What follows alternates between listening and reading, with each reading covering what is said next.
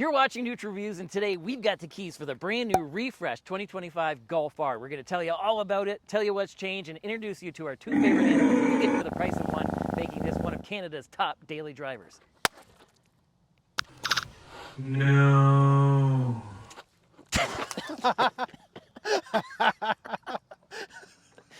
Thanks for watching. Actually, we don't even need to do that part. It's just with you. All right.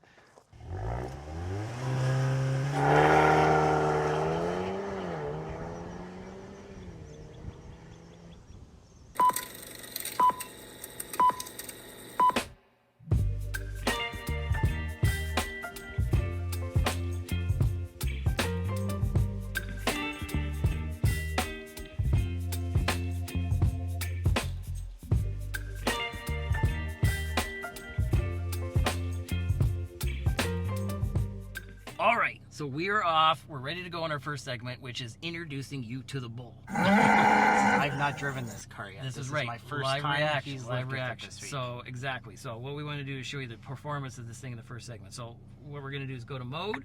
We're going to go race because that's extra fun. I'll listen to the noise. I'll listen. And you get an extra. Nürburgring. Yeah, even more RPM. Everything's going to stiffen up everything else. Sport Plus. So then what we got to do is we're going to go ESC off here, and then you got to hit OK. And it's in Sport Plus, left foot, right foot, and just leave it automatic. Oh yeah, it is. Okay. Yeah, ESC off. Okay. Okay. And press car dump. Oh. Keep going, keep going. And... Oof. You gotta warn somebody. You can hit the brakes like that. I like our script. It shows better.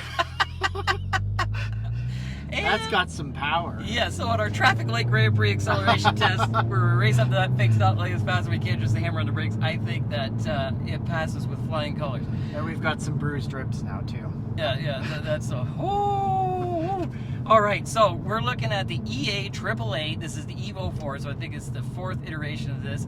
My car I have last year's, this was last year the manual, so you're getting an extra 13 horsepower bump over mine, up to 328 horsepower, yeah, because of the new automatic, I shouldn't say new, because of the automatic transmission, and because of the automatic, you're going to get 295 pound-feet of torque, which is, I think I'm 283 or something like that, again, because the manual transmission can only handle so much power from what I hear in the rumor mill. Oh, yeah, okay, stop. I want to show you something, yeah. Okay, now I want you to get a little torque vectoring juice around here. Give it some. Yes, see that? See, and it's stuck there, right? Yep. Okay, That's perfect. That's what we want. That's what we want. In the GTI, it didn't even have real long shifter paddles. This is cool. It does. I wish that they were chrome, or not chrome, but like a metally or something. Yeah. Yeah, a little more substantial feeling. But finally, I'm not going to complain. Thank you, Volkswagen. You put some real paddles on there, and you make us shift ourselves. That is awesome. All right, now so I want you to do a little. Oh, it's not going to be sick. But do you see how much more sharp?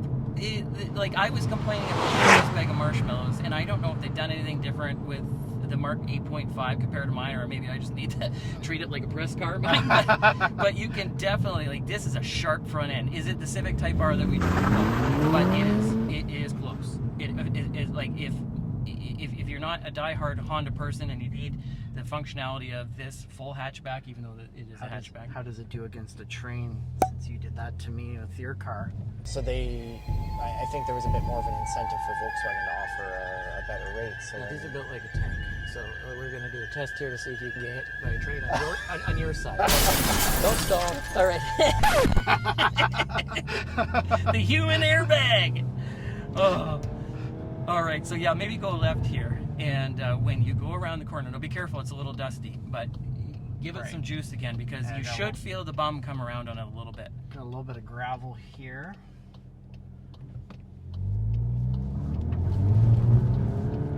Oh yeah. Yeah. So, and again, to be fair, I think that the Acura system, when it manages the torque and sends it left or right in the back, it does it in a more fluid, seamless type way. But oh yeah, here we got a big corner. Oh yeah, good downshift. look, flat as a board. But then it rotates around. Yes.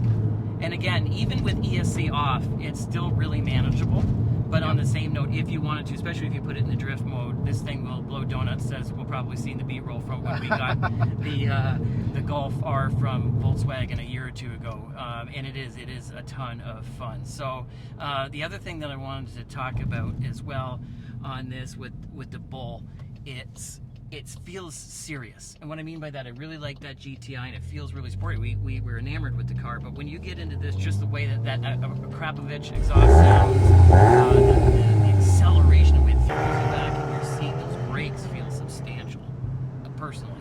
And you can really feel a sophisticated all-wheel drive system in here. So this thing here, to me, is unbelievable. Like, as far as the Bull goes and that animal, I think it passes with flying colors. So before we move on, what do you think? Because you're the first-time driver. Yeah, I mean, this feels night and day. Like you said, I don't know how much has changed from your Golf R, but it feels night and day different. Like, all of the things that I liked about the GTI that we did last week, that's still present here, but it's just kind of amplified that little bit more.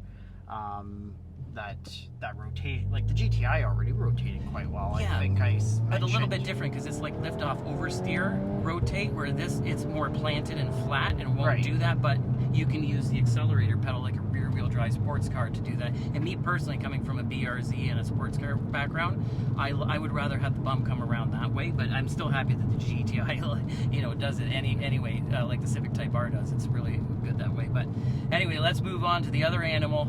My cat Maverick, because it's easy to live with, and yeah.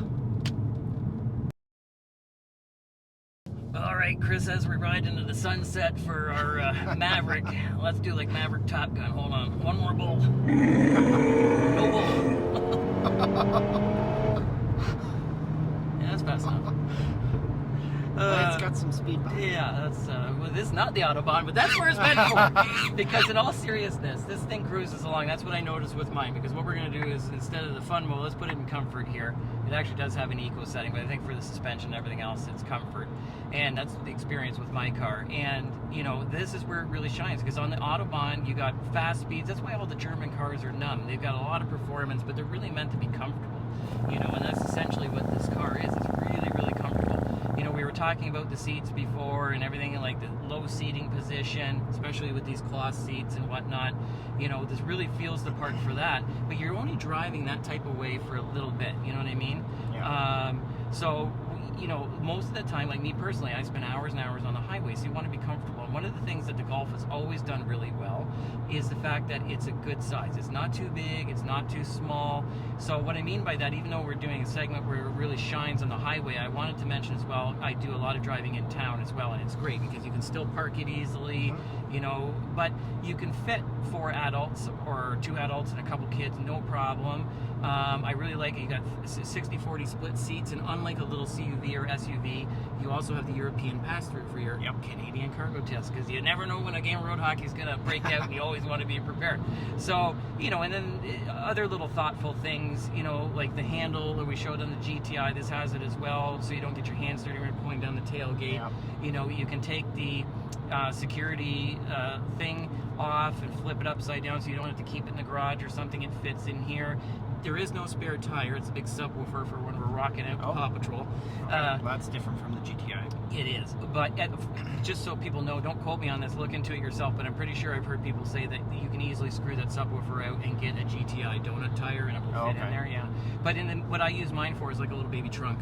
You can hide stuff in there, so it's really thoughtful. And you got a 12-volt power back there and tie downs, and just the overall cheese wedge shape of this thing.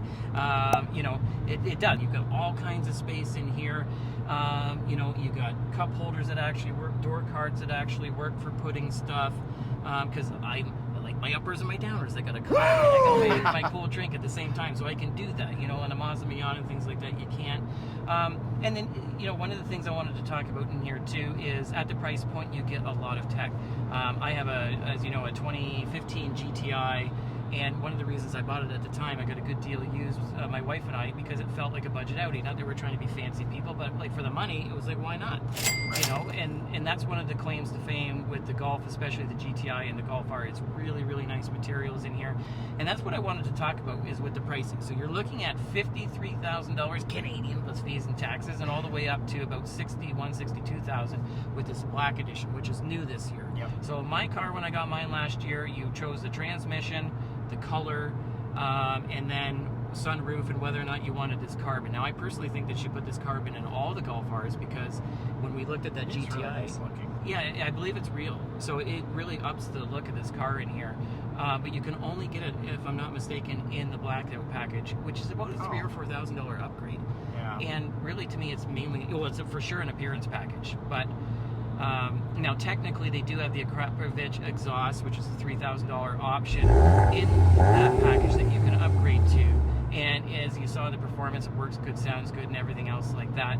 But that's really the only performance and it's titanium, item. which means Titanium. performance. And it looks really cool with the little perforated holes and stuff. I really like it. So the only thing else I wanted to talk about in here is, like I said, when you talk about competition, you're probably, in my mind, looking at a Civic Type R / Acura Type S, or the GR nowadays. I'm sure there's other ones as well. Or even a Tiguan, because that was my point. I argue at home is that you could buy a Tiguan for this on the same platform for basically the same price, and it's a great vehicle, but you're getting 2 inches extra ride height, no extra space in the vehicle, and way slower and less fun. But I'm going to leave it at that. I want people at home to watch the whole video. At my home. It's a contentious subject.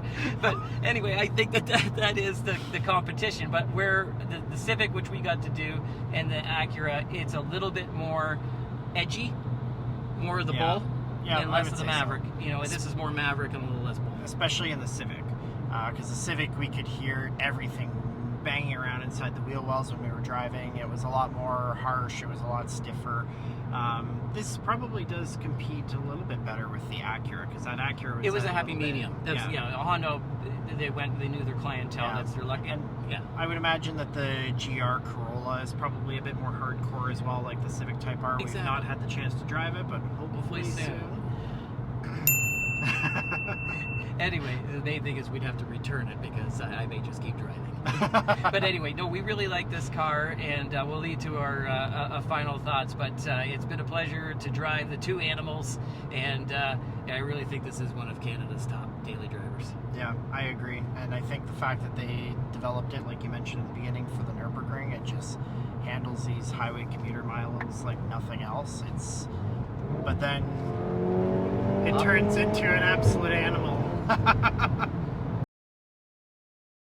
All right, we're back, and we started off this review by saying that we were going to introduce you to the 2 animals that you get for the price of one, with the Golf R, making this one of Canada's top daily drivers. Now, one was the bull you saw when Chris was driving, and then I drove around my best friend, my cat Maverick, who's chill and easy to live with. And it really is. It really is 2 animals, and yes, it's very expensive. You're basically ranging from low 50s to low 60s MSRP Canadian, but the average price of a car in our country, believe it or not, is almost $70,000. So when you look at the fact that what you can stuff in this thing and how much fun that you can have with it, and having it all-wheel drive for all different kinds of weather that we have in this country, to me, it really is one of Canada's top daily drivers. Well, what did you think? Yeah, and with this car, like you mentioned the price, it's about roughly 30% more than the GTI, but I think you're getting roughly 30% more than a GTI in this car as well. You've got that all-wheel drive system, so you know that it'll be able to handle whatever conditions you throw at it, and you get to have all kinds of fun doing it, and I think you couldn't ask for much more in a daily driver, really. Except cheap lease rates. Thanks for Those watching. are always nice. Thanks for watching, and we will see you again next time. If you like this video, please turn on your notifications, subscribe, and head over to our Facebook page where we have a lot more in-depth information.